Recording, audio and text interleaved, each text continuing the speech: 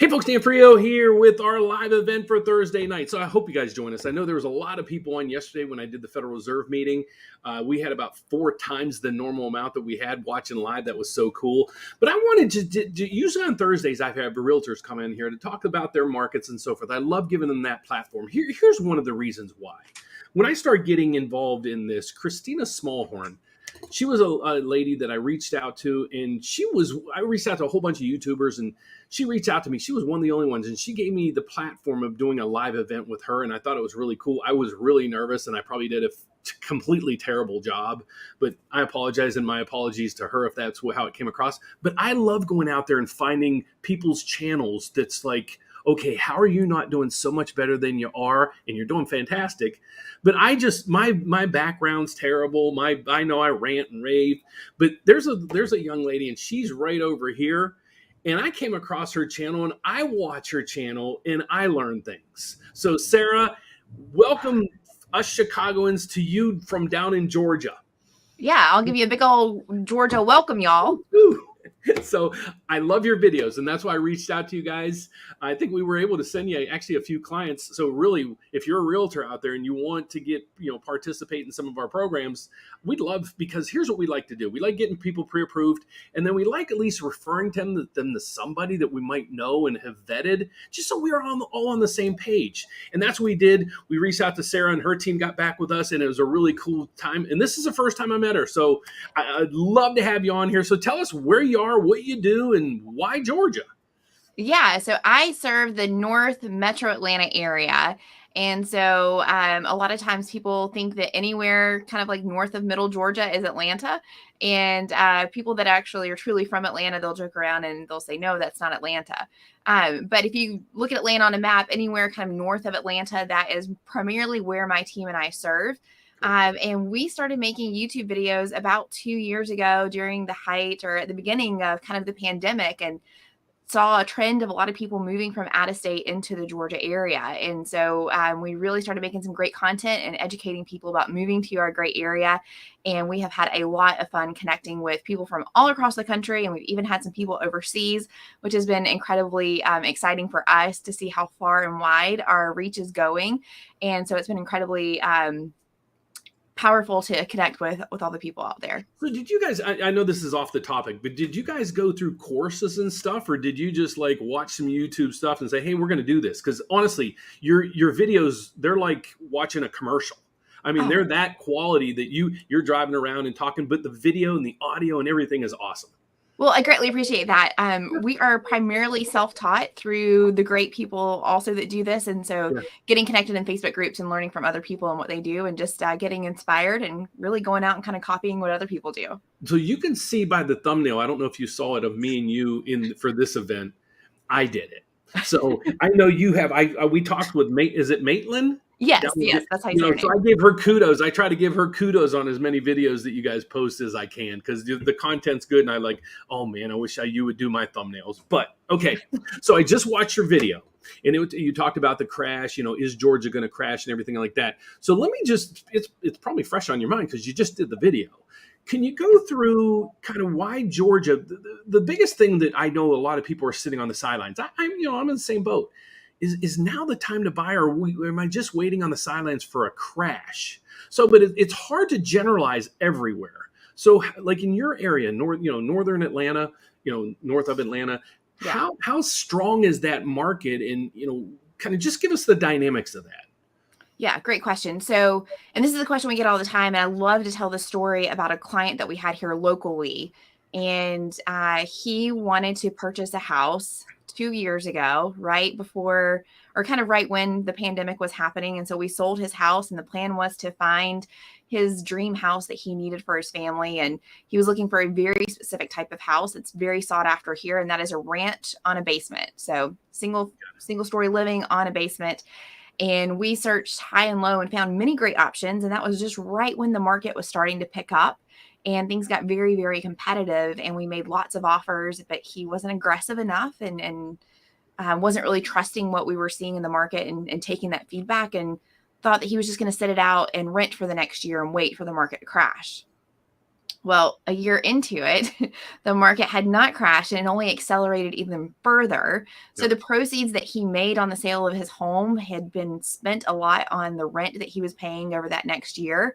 And he was forced to kind of face the reality that the home prices were now even more than what he was whenever he looked, a year ago. And ultimately, after searching high and low and putting lots of offers in, we weren't competitive enough based on the funds that we had to work with to get him in his dream home. And so he's still here renting now 2.5 years after selling his house, still waiting for this market to crash. And sadly, that's not going to happen. So just like we were predicting 2 years ago, the demand for houses all across the country is, far outpaces the amount of inventory that is available. Couple that with the pandemic and people relocating to other states, the crazy low interest rates that we had over the past 2 years, it really kind of spurred on that demand. And you've talked about this a lot on your channel as well. And so the biggest thing that I can encourage and urge people right now is that if you're still waiting on the sidelines, especially in our area, waiting for that crash to happen, it's not going to happen. It's only going to get more expensive. And likely, if you're in a situation where you are renting a home, that rent that you're paying every single month, that is just cost that you are never getting back.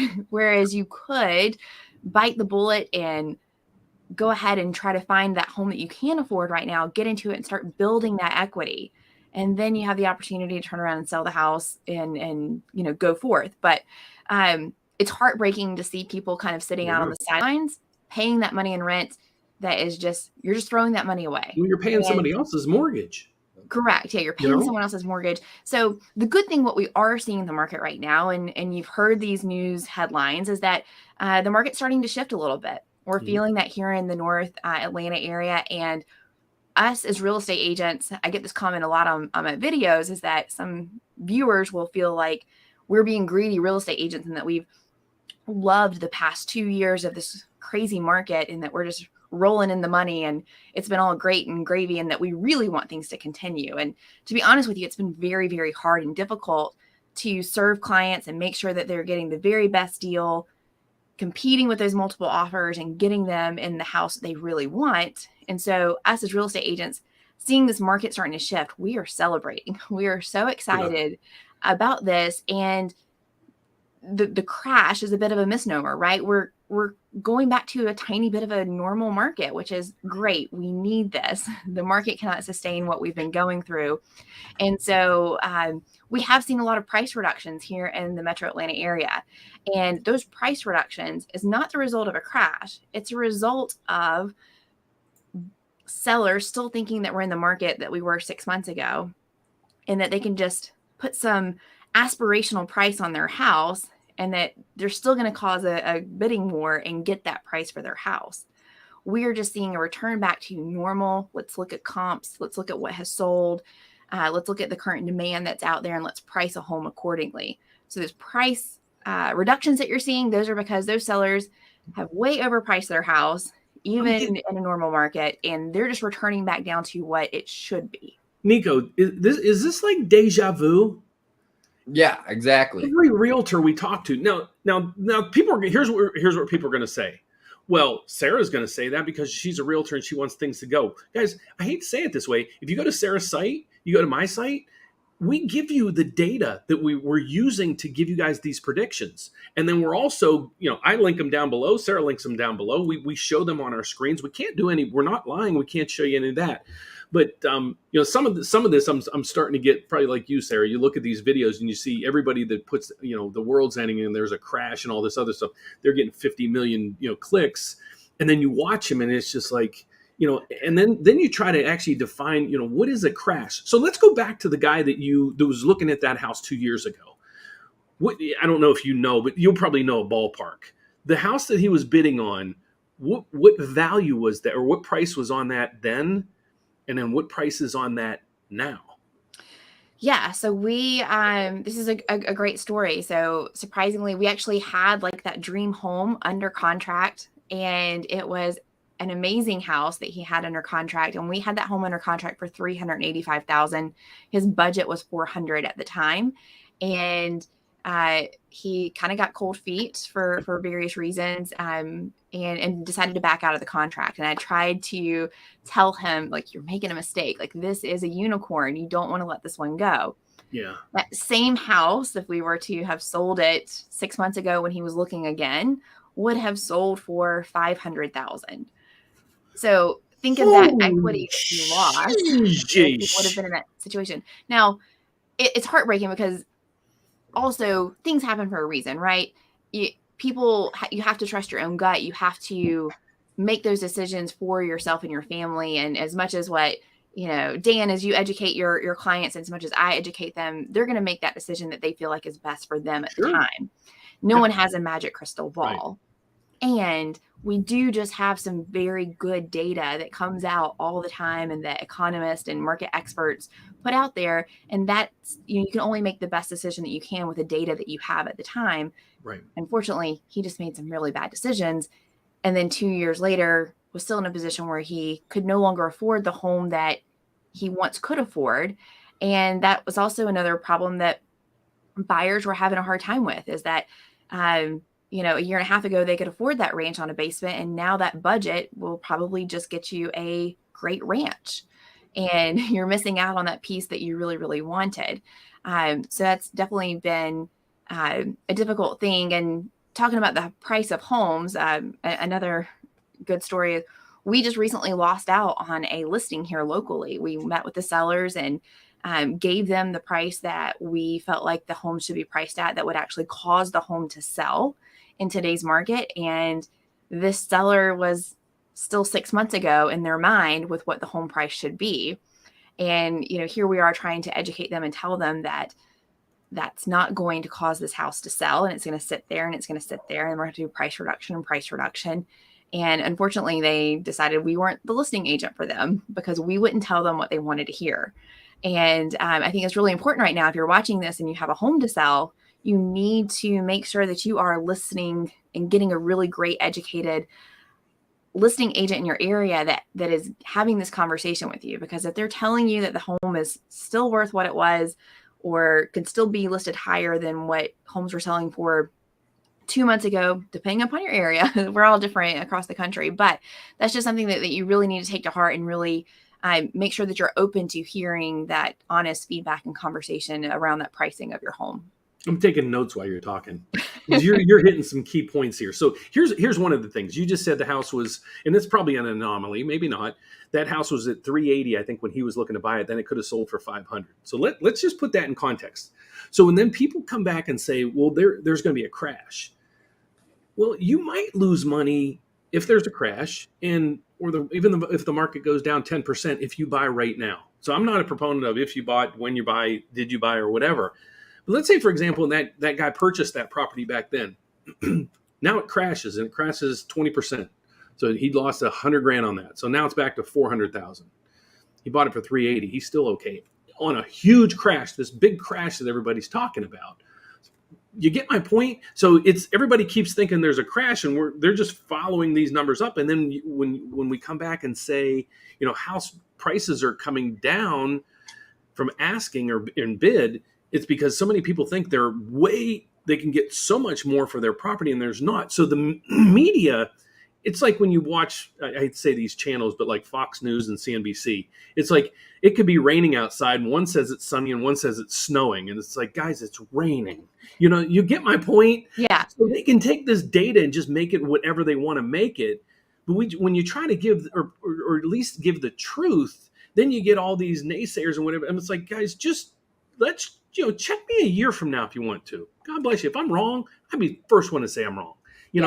But if you take a lot of the context out of a lot of the channels that just revolve around 2008's crash, if you throw that data out, most of the scenarios don't play into their agenda, if you get what I'm saying. So even you were saying, what I'm getting at is my point, and then we'll answer some questions, is, you even said your area is pretty solid. There's a solid market. in your video, you said, you mentioned the good standards in loans, and your employment down there is fantastic, and your number of houses in inventory and everything is there. So you have a very solid market. Yes, the house sales are going to go down until we have more and more supply, but you have to really read into the data. And that's what I try to do. And that's what actually exactly what you try to do. And that's why I emailed out to you to say, hey, girl, you're doing a great job. I'd love to at least give you some exposure out there so people can follow you to see how there's a lot of good content out there. And Sarah's one of them. So thanks for coming on with us, but stay on. We'd love to answer. If you guys have any questions out there, sometimes when we have, and told you, Sarah, I hate to say it this way, when we have a state specific, the viewer content's down because you're limiting it. But I like having everybody in here because we normally start getting people to come in a little bit into the videos to start asking questions in that. And what I'm going to do is change the format a little bit tonight. I'm going to put Nico on the bubble a little bit. I'm going to sit back a little bit and have Nico, he'll read the questions, and then Sarah, hopefully we can tee you up with most of these answers, and you're going to see how bright this young lady is. So she knows not only about real estate, she knows all pieces of the puzzle, and the nice thing is a lot of the information in the background that most people don't really share with you. So watch her videos. I get a kick out of you guys driving around town and stuff, so it's really cool. Thank you. But Nico, how about let me read the questions. Eric Larkin's a friend of mine down in Cocoa Beach. He's got a show that comes right before this. And I apologize, Eric. I couldn't make the show. I got home late, and then I had dinner and ran downstairs. And, man, I am looking old tonight. I'm old. But also, MBSs were killing it today, so we were super busy. Mortgage, since the Federal Reserve, started, raising their rates, mortgage rates are down 0.75%. So, and I don't know if you watched this. I did yesterday's recession thing and then the GDP of today and whatever. And it's crazy how normal recessions have a reduction in rates of about 1%. We're about 3/4 from the high. So a lot of people don't come out with that. So let's get through it. Okay, question. I bought a house in the middle of Georgia. Here you go. Yeah. I was able to get more home for my money than in Atlanta. Have you seen more people leaving Atlanta for the more rural areas? That's right in your wheelhouse, girl. Yeah, it is. So definitely, and it depends on kind of like what you're looking for to get out of where you live, right? So I've had the experience of living all over Georgia, including South Georgia, and now we live, obviously North Metro Atlanta area. So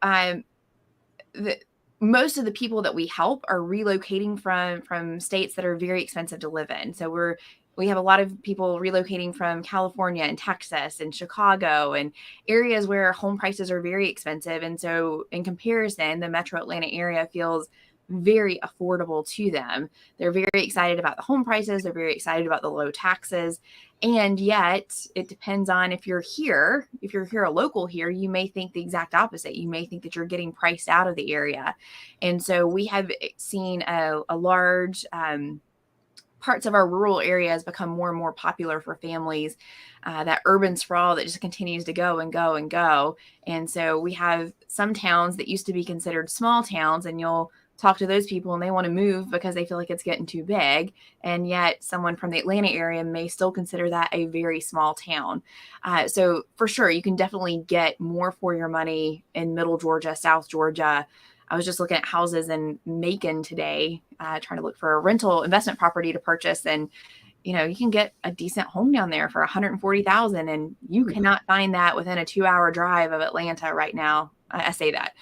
But in all the areas that we serve, you cannot really find a house in that price point. And so for sure, you definitely can get more for your money. And yet the things that you're going to have access to is also going to be drastically different. So, there's pros and cons to both. And it all depends on your lifestyle and what you're looking for and what works for you and your family. How's rents in your area? Is it still more affordable kind of to rent than to buy? Because at one point, like in the Chicagoland area, it was like you're paying $2,500 to rent, a studio apartment. You can buy a $500,000 home. You know what I mean? So how's your rent kind of balance down there? Great question. And this is something that's hugely important that people have got to factor in whenever they are making this decision about whether or not they're going to sit it out on the sidelines and continue to wait, or if they should just go ahead and buy. And that is the cost of rent in your area. In the Metro Atlanta area, even in these rural areas where it would take you, a good hour and 20 minutes to drive into Atlanta, we are seeing astronomical prices for single family rental homes and apartments. It is very, very expensive. We have police officers who are driving an hour and 15 minutes to work because their salary does not support what they have to pay in order to rent an apartment or a house in the area that they serve. And we are seeing that still for the metro Atlanta area, for the most part, it costs more to rent than it does to, have a mortgage when you're looking at comparable things. Another thing to keep in mind is that if you look historically, rents always continue to rise. So, compare that to interest rates or the cost of houses. But the one thing that can stay steady is that rent that you're going to continue to pay. And more than likely, you're always going to pay more and more every single year for that rental. So that is something definitely to factor in and do that math and talk with a great lender like Dan and make sure that you are making the best decision possible for your family and gathering all those facts. But those rent is definitely something to take into consideration. And one thing that we're starting to see right now is that we are having multiple offers on rentals.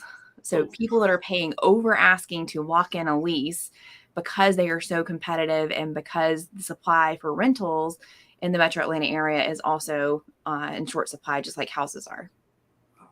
Very cool. Now you guys understand why I have her on here. She's, and I won't say anything more. Let's see. I skipped. Did you want to skip that? Because Eric had a question. Yeah. Go to it. I'm sorry. Sorry, Eric. I didn't. Dan is new to reading questions, guys, so I have to help him out. I'm so tired. So no, real quick from Eric. So this is for you, Sarah. How does your current inventory supply today compare to 2018 or 19 market? Yeah, so actually got into the real estate market in 2018. So this is a great question for me. I was a former teacher and got into real estate, and the average days of supply or months of supply on the market back in 2018 was around 3 months supply. So still considered a seller's market, and yet it was a little bit more kind of skewing towards that end of a balanced market. What we're seeing right now is more around like just over 1 month supply of inventory on the market. So still, a very strong seller's market, but we're starting to see it inch back closer to that 2018 and 2019 market. And trust me, real estate agents, I'm sure it sounds like you might be an agent or in the business down in Florida. You are celebrating that as well, just like we are here. He's an agent down in Cocoa Beach. He's awesome. I found him too. I own a place down in Cocoa Beach, and I watch realtor videos. That's my kind of hobby, I guess I'll say. And I apologize. I was so close to the screen. I was working before this, and then when I turned it on, I was just that close to the screen. So I didn't mean for you guys to look at my eyebrows the whole time.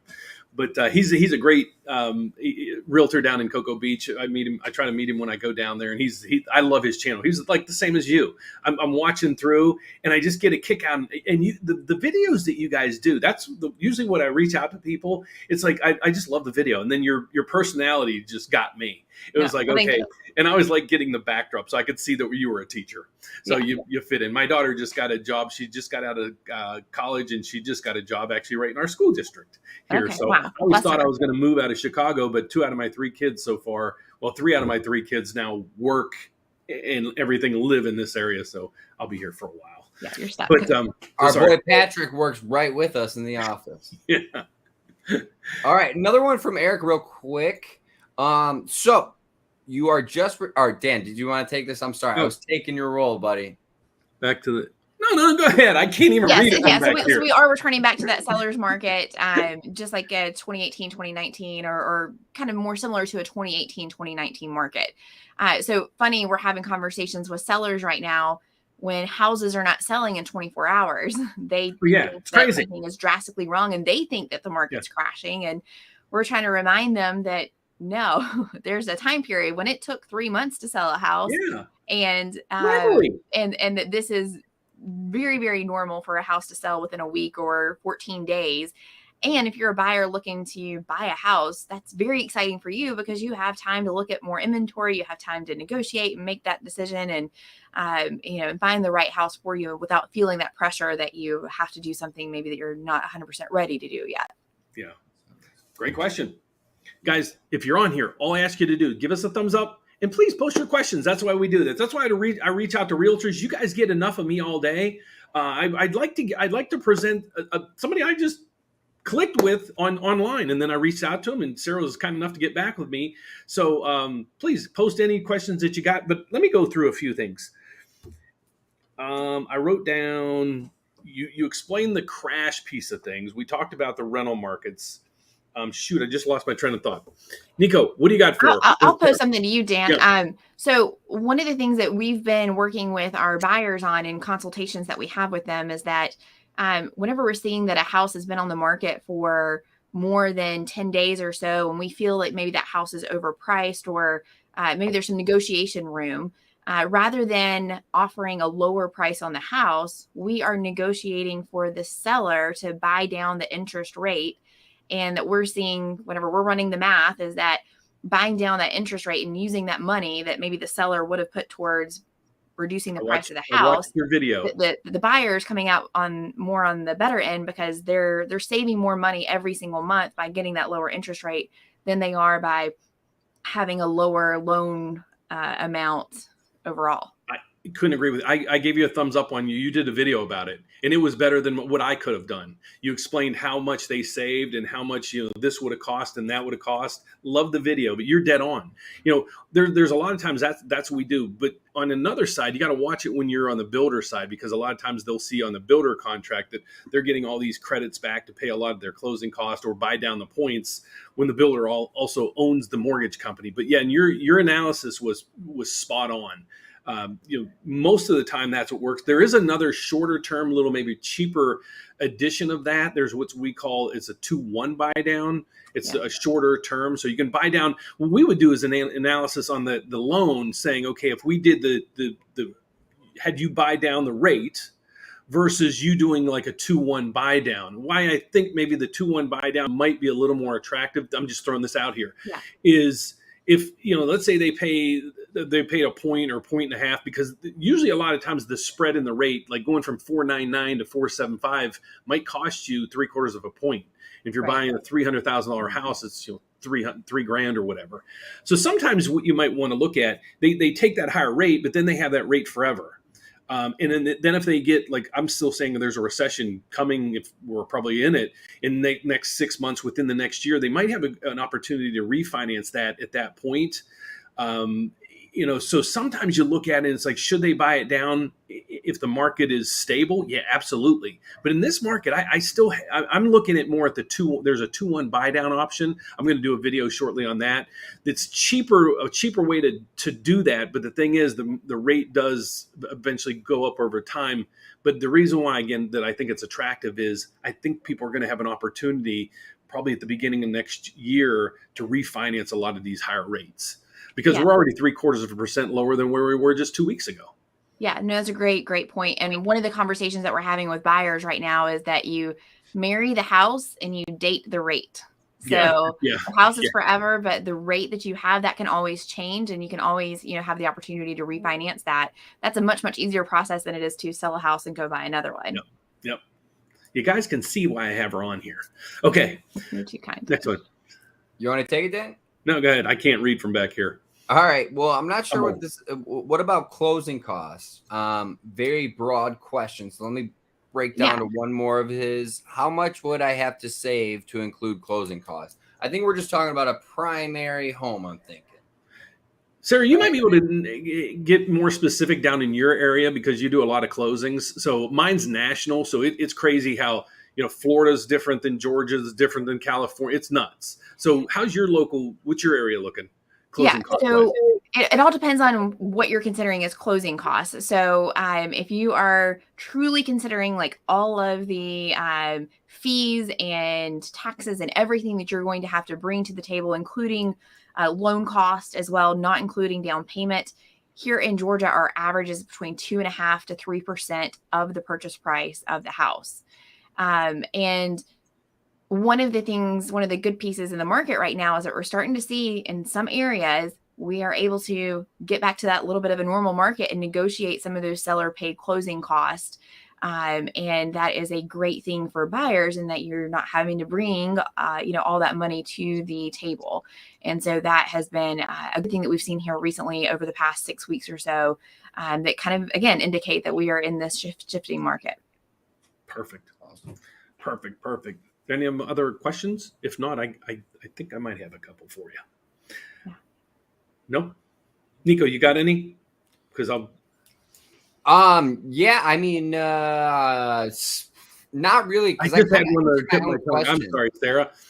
I was going to ask you the closing costs. Oh, what I was going to ask you, I know, sorry, going brain dead here, is a lot of people think, they're buying a $300,000 house and they're going with, say, an FHA or the first time homebuyer program that they only need 3% down. So they have the down payment money.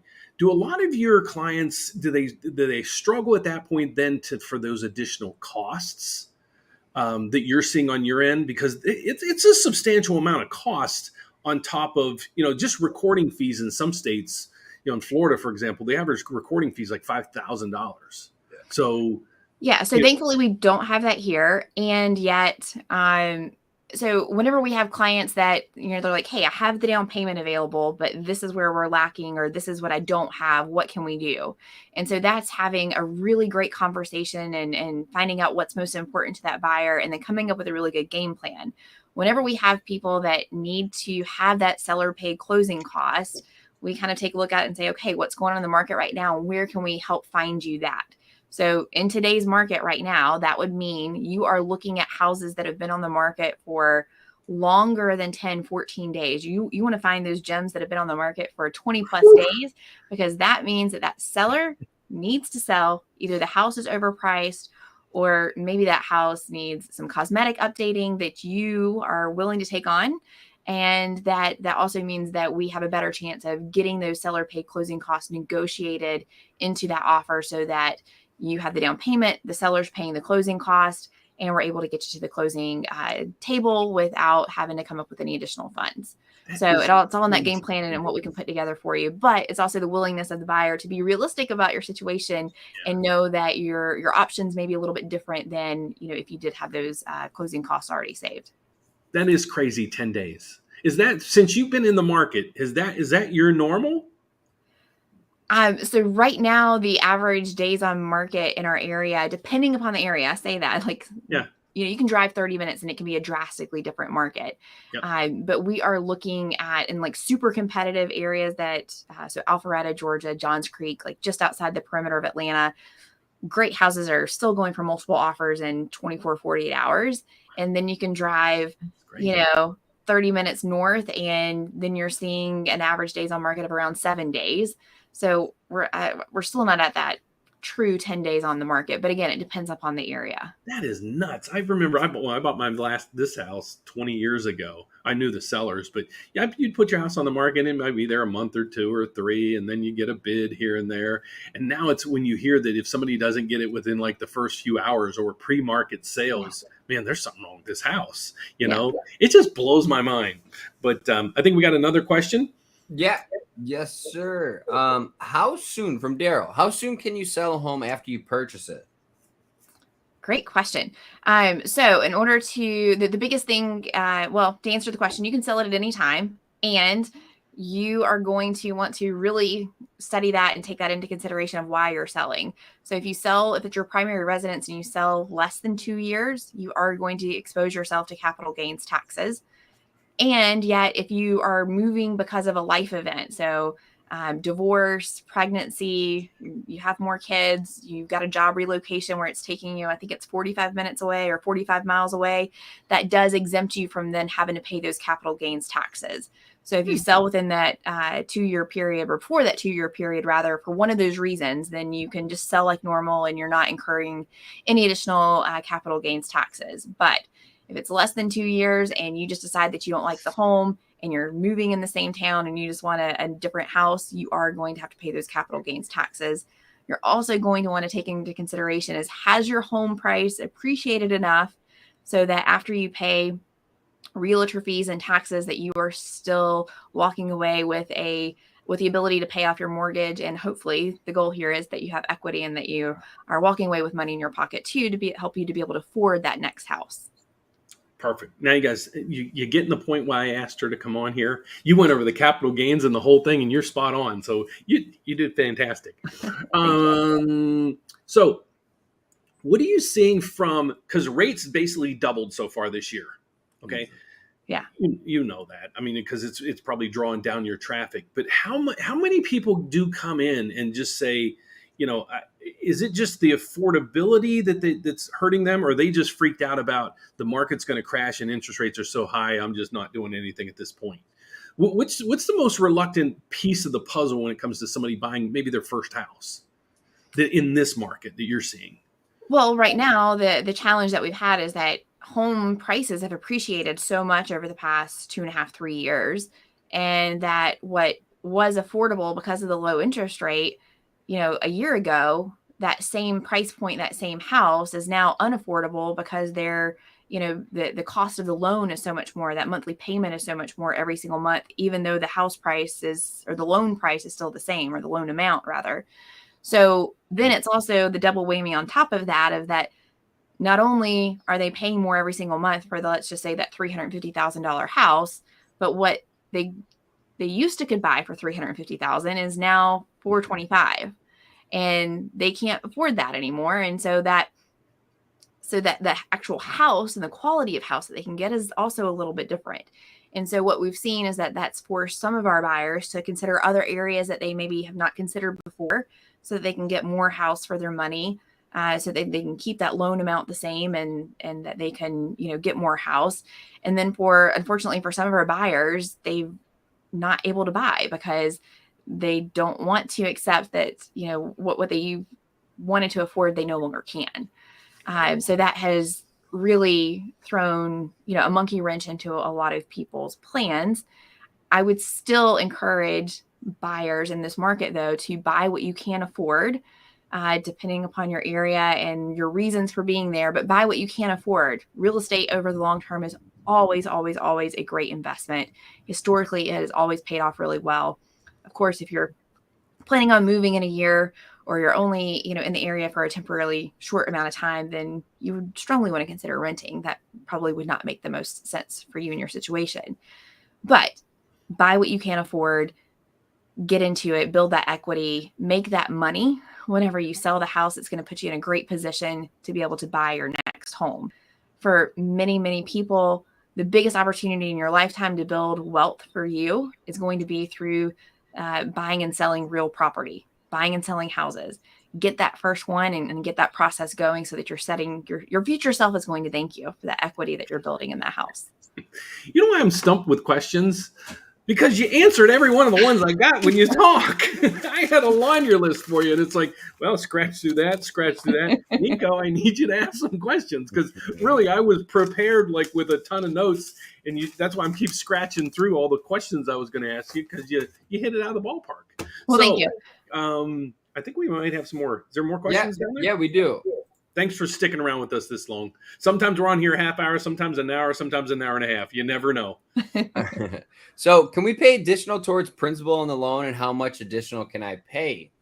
I'm assuming you can probably handle that each month, or So no, I mean, you can pay as much as principal as you want. What you're going to do is either go online and make a principal reduction payment. So good rule of thumb, you make 12 payments a year, right? Every month.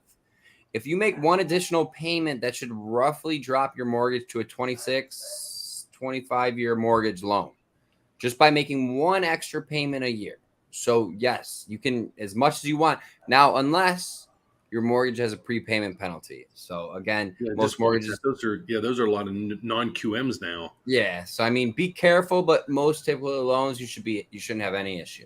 Yeah, I would just say when you send in your payment, my assumption is you just want to send an extra in each month in your payment, just make sure you put it on the form. They're probably not going to read it anyways, but after you do send it in, try to write it on your payment if you do it that way, or put it in the memo section if you do it online. See, I'm telling you I'm old because I still send in checks. But then once your payment gets posted, you get the next month's statement or you look it up online. Make sure that they did that, because I used to do that for years, and then all of a sudden one time my mortgage company sent me like a $5,000 check. Thank God, because I needed it at the time. But I wanted it all to go to principal, and they were like, "You got way too much in a reserve account for this." And I'm like, "Well, you get my point." Yeah. But just make sure that they are applying it to your principal. Sorry, Cool. Sarah, you can tell I ramble. Sorry. What's the difference in for sale by owner or using a realtor? Yeah, this is a good one. All right. So obviously the goal that you're trying to accomplish is to sell your house. For sale by owner, you are everything. You are the real estate agent. You are the attorney putting together the contract. You are handling every single thing. The biggest impact that you're going to see as a for sale by owner versus using a realtor is the exposure that your home is going to get. And you're probably thinking, but wait, I can list it for myself on for sale by owner using Zillow. So you can. And most people are accessing homes through Zillow or through a search that their real estate agent has set them up from that's coming directly from the MLS system. And so Zillow recently changed their rules so that whenever you list a home for sale by owner, just go search houses in any town. You'll notice that it's going to pull up, hundreds of listings. And then you'll see a tiny tab up there at the top, and it's going to say other listings. The other listings are the for sale by owner listings. And unless you knew to click on that button, that's the only way you would find them. So you just told everyone. Oh man. Yeah. So that is drastically limiting the exposure that your house gets. And so really the goal of selling your house as a seller is to get the most amount of money possible. The only way that you're going to get the most amount of money possible on the sale of your home is to expose it to as many people as possible. Consider it like an auction. When you go to the auction and you're trying to sell one thing, are you just going to go up to the first person that you meet and ask them if they want to buy it? Or do you want a lot of people there looking at it, trying to figure out if they want to buy it? And here, I'd like, Dan, let me throw this out here. Go. So Sarah, if you didn't know, my dad's a real estate trainer here in Chicago, Illinois. I used to be in the business, blah, blah, blah. But the man that started for salebyowner.com, he listed his home with Remax. Yeah. That's an oxymoron. So I think another good thing, like if I'm a real estate agent representing a buyer and we stumble upon a for sale by owner that ends up being a great fit, I am rejoicing and I'm excited because I know that I am going to save my client money. Sure. And I'm going to save my client money because I know that seller is not going to be educated about the market. I know that they're not going to know our contracts. I know they're not going to know our special stipulations and contingencies and all that kind of thing. My fiduciary responsibility is for my buyer client. And so I am writing that contract to favor my client. And I have no interest in how well you fare in this situation because I'm trying to get that house in the best possible price and terms possible for my buyer. I came across a for sale by owner that was under contract with a buyer who it was the perfect house for my buyer. So I was scouring, trying to find something for this buyer and found a for sale by owner, called him. He was under contract, but that agent had written that contract that locked him into this for a good 90 days. And he could not sell this house. That buyer was waiting on another home to sell, where my buyer did not have a home to sell. They were cash buyers. We could have closed in 7 days. And yet this person was locked into this contract for 90 days, not even knowing if it was actually going to end up being a contract that was actually going to result in a sale, all because he didn't have a real estate agent. So I guarantee you that seller ended up losing money on the cost of that house, even after he would have paid real estate agents fees. But another big point to that is that whenever you're doing for sale by owner, you're not paying a real estate agent. Whereas if you are using a realtor to sell your house, you are paying real estate commission for that realtor's time and service of selling your house. But also look at it this way. If you guys have, like you said, you have a huge population coming from California and Texas and Arizona and Florida and New York and Chicago and everything. Nobody would find that house for sale by owner. Oh, and nor would they reach out and say, people just trust. There's a lot more public trust in using a real estate agent. It's just, like if you needed to go to the doctor or something like that, you're not going to go just to someone that says, oh, no, I'll do it for you for free, or I'll do it for you, at a drastically lower cost.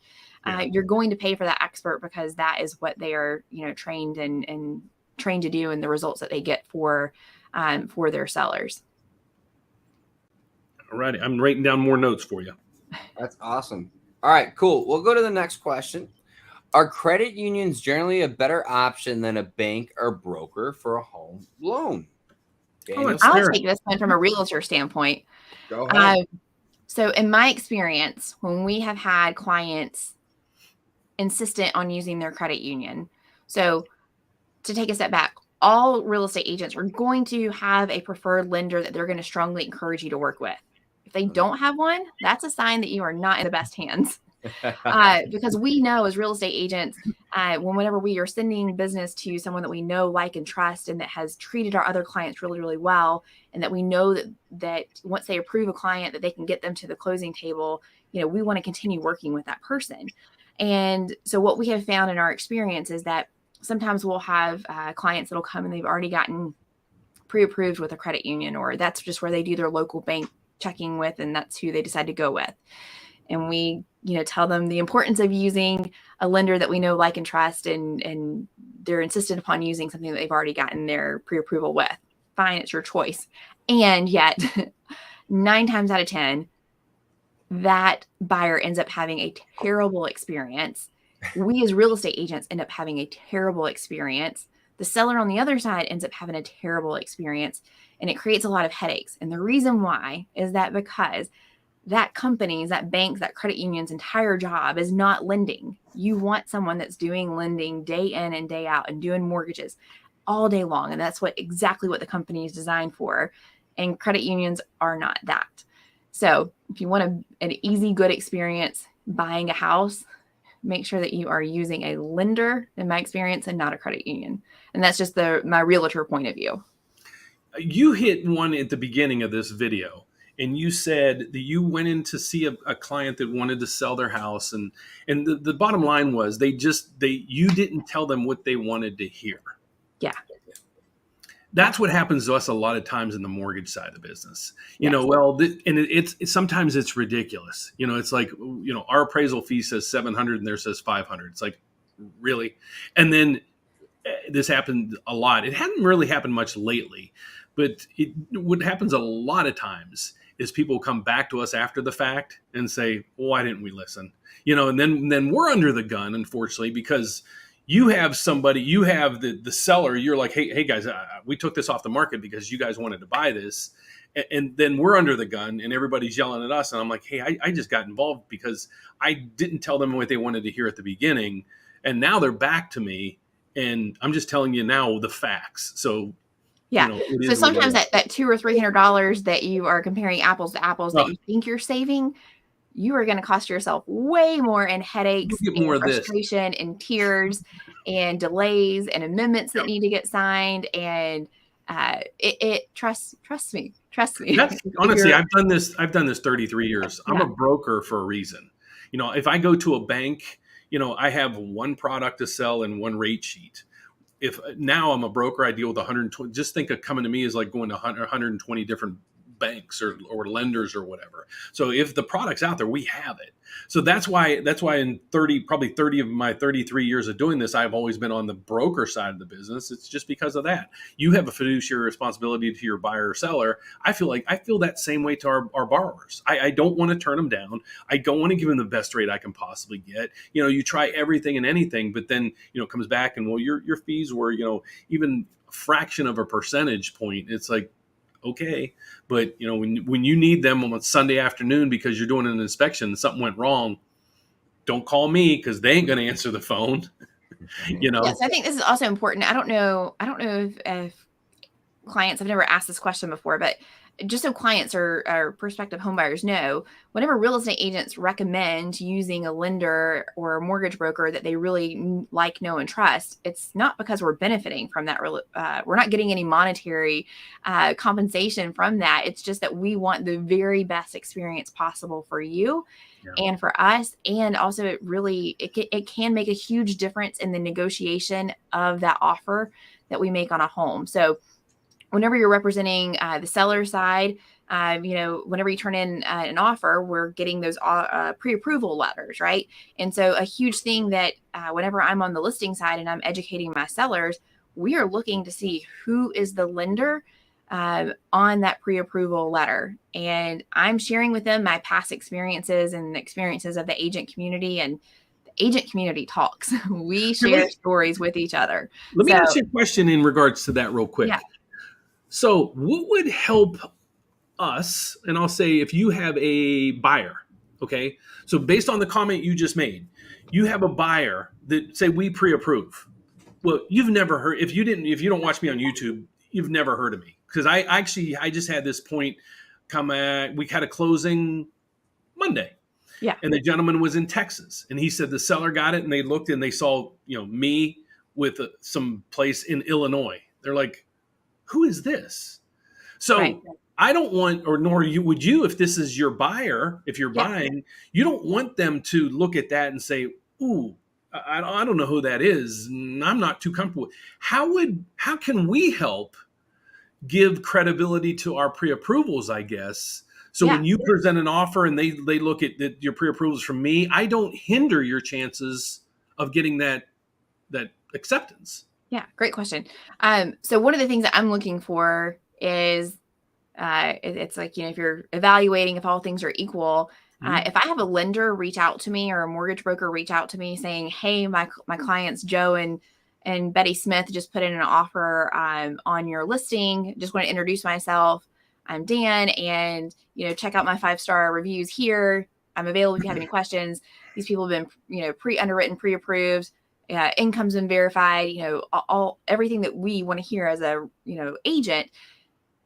If a mortgage broker or lender is doing that, then that is just like hands down, like, okay, great. Now I know that that's someone. I have a cell phone number. So if I have questions, I can call. And I know that this is someone that's going to be very, very responsive, because in my experience, those people that you don't recognize on a pre-approval, or if it's from some big national company that advertises shoots to the moon, that they are not going to call me on the weekend to say, hey, my client's just put in an offer, nor are they going to answer that phone call on the weekend if I try to call them to ask them a question. And if someone that I didn't recognize or didn't know called me, that would hands down eliminate, any kind of bias or presumption that I may have in my mind. That's why I'm reaching out to realtors all over the place to say, we want to work with you guys, because, we spend a lot of time, effort, and money getting these people pre-approved. Yeah. We don't want it to go. We don't want to hurt your offer. We want to help it. So we like to get, that's where we try to build. We want to build relationships with the realtors. We'll do it all day long. As soon as we get the contract. But a lot of times if the realtor doesn't really know us, but the client's like, hey, we want to use Dan or Nico or whatever, they'll be like, okay, we know they're still trying to get their mortgage person in the door, but they probably don't know to ask us to say, because we don't know half the time who the realtor is until the contract gets to us, and then we can be participants. But if we would know, if we can dig in more to with the clients saying, who's your realtor, you would probably embrace that, because we're only trying to help you close that sale. 100%. And so, Dan, you're giving great advice. So the advice from the lender side is that if your agent is not telling that lender to call and is not giving them that information, you are not with the right real estate agent. And so here's the thing, is that there's never been as many real estate agents in the history of real estate agents as there are right now. The barrier to entry to get into real estate is very, very low in most states. Yeah. Most of the time, it just takes a high school education and passing a test. And yet there's still amazing real estate agents, even though that barrier to entry is low. I'm not saying it necessarily needs to be higher. And yet you really want to make sure that you are working with a real estate agent that's asking you the right questions, setting the right expectations, telling you what to look for in a lender, and giving you that information. And there's lots of great YouTube videos out there that you can watch to get that information. But, you can empower yourself to make sure that you're paired with the right agent. And Dan, you can give them that information as well. Is that, hey, did your lender tell you that, to make sure that they tell me whenever they submit the offer so that I can reach out to that agent and, that we're all a team fighting to get you under contract. Perfect training tool to any even loan officers out there or realtors out there. Partner up with somebody. So you have a team out there. That's why I always say I want to build the dream team with as many realtors as we can to fill in the gaps. So your offers there, it's hard enough to find houses today and even get a bid presented, but you still have to make it look as pretty as you possibly can. We're all in. We'd love to help you and partner with you with those things. Yeah. So we can finish up with some questions because we just have a couple more minutes left. I greatly appreciate you being here for an hour with us. You're an hour ahead of us. So it's late there. So tell your husband sorry. Yeah, no worries. He fed me, so I'm good. Got it. So, all right, let's get to this real quick. Can I assume that a builder requires you to get pre-qualified and really wants you to choose that lender? I'm assuming the preferred lender. Is it not a benefit to the buyer? I'm talking new construction. Great question. And the answer to this one's complicated. So that 9 times out of 10, a new construction builder is going to advertise and offer an incentive, usually in the form of that seller paid closing costs, to use their lender. And they're going to make it look really attractive. And so the advice that I give to my clients is to let's explore it. Let's see. Let's compare apples to apples. Because, and Dan, I'm sure that you know more about this than I do, but that builder is working with a mortgage company. Sometimes it's owned by the builder. So if you're working with a large builder like D.R. Horton or Pulte or anyone like that, they own that mortgage company. They are making that money from you. And so not only that, but even if they're working with a local lender that's providing that credit, you are paying for that credit somewhere. And sometimes I have found that my buyer ends up paying for that credit or that incentive in the form of a higher interest rate or in buying down points when there doesn't need to be a point buy down. And so I always just educate my buyers. So let's get that pre-approval. Let's run numbers. And then let's go back to the lender that we already have a pre-approval with. And let's compare apples to apples and let's get their advice. Because Dan, I'm sure you're an excellent lender. And if that deal ends up being a better deal for the buyer, you're going to say, hey, that's a great deal and I can't touch it. Right. You should go with that lender, with the builder. Yep. And congratulations, you just found a really great deal. But sometimes I found that to be true. And then sometimes I found the lender to say, okay, see, this is where it looks like it might be good on paper, but let me show you how this is not benefiting you. Right. Or you might be giving up $1,000 or $1,500 out of pocket, but they're getting you here, and this is where you're going to pay for it. And so having that conversation and comparing the apples to apples is really important. And having a great lender like Dan look at that for you and give you that really great advice is really going to go a long way. The tough thing is most of the lenders, they'll only lock them in for 30 days. And I talked to one of the companies you mentioned. I'm not going to say it. I talked to actually a few of their employees on the mortgage side. And you're dead on. They're like, we wait till there's 30 days left, and then we juice up the rate. Then we use all of our rebate money from the builder to buy down that rate to current market rates, and we made our money on both sides of the fence. And it's a shame. And I don't even know how it's legal based on all the regulations, but I don't know. No one's saying. Is there anything else? If not, Sarah, thank you so much for being here. I'm glad we were on here for an hour because that means we had something to talk about and we had participation. So I love your channel. If you guys would, I have all of her information down below. If you're going to Georgia, in the Atlanta area or north, we would love for you to reach out to her. If you need pre-approved or anything, we would love to help you there. That's me and Nico. But Sarah, thank you so much for joining us. I'd love to do this again sometime and wish you the best. Yeah, thank you so much. And even if you're not moving to the area that we serve, we have really great partners all throughout the state that we would love to connect you with. So feel free to reach out to us, and you can find us over at Moving to Georgia. Dan, Nico, it's been a lot of fun, so I appreciate you having me on. Keep up the great work. I love what you're doing. You. All righty, take care.